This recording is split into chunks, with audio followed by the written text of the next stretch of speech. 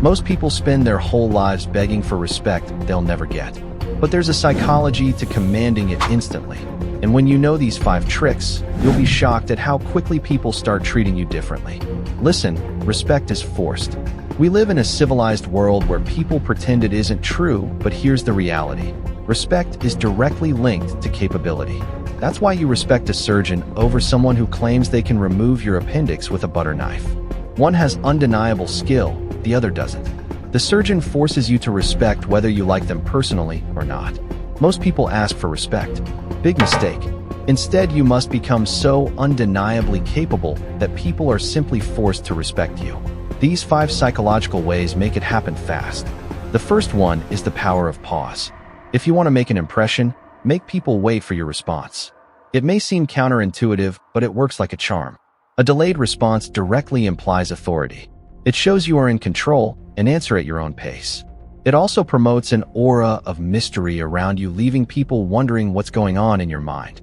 Next time someone asks you something important, don't rush to fill the silence. Take 3 seconds. Count them. Then respond. Watch how people lean forward. The pause creates anticipation. That's you, because you're looking me up and down like I'm a tart. I want to know what you want. You can boost the mystery further by showing a hint of a smile as you take your time to respond. What appears to be a simple gesture can be interpreted as power and control. Your body language needs to match this internal authority.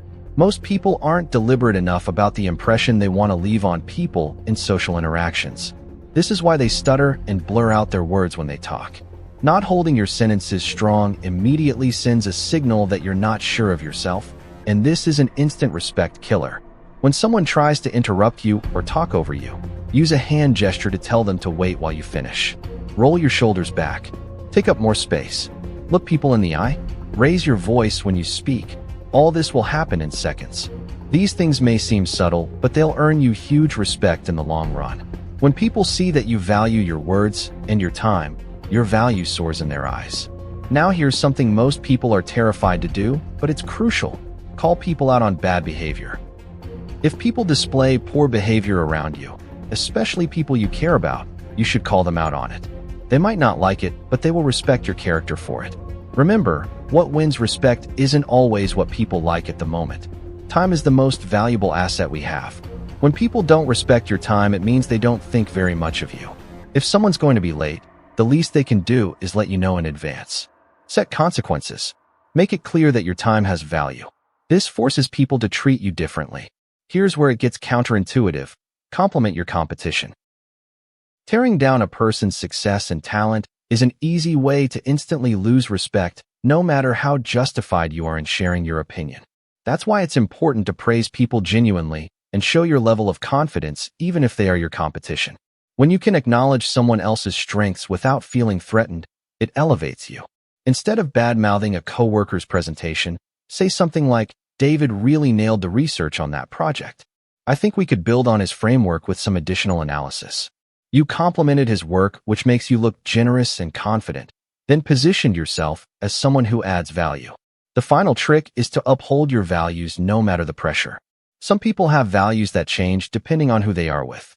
They say they don't drink, but once they're with friends who drink, they compromise so they don't become the weird one in the group. This conflict of values is what's called a lack of integrity. When you hold your values with others, you earn their respect. When you uphold your values to yourself, you earn your own respect. And you need your own respect first before others can respect you.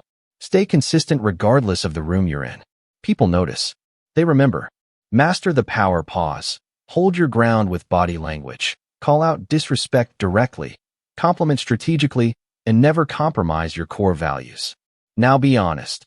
Which one of these 5 do you struggle with most, and what's the real reason you avoid using it?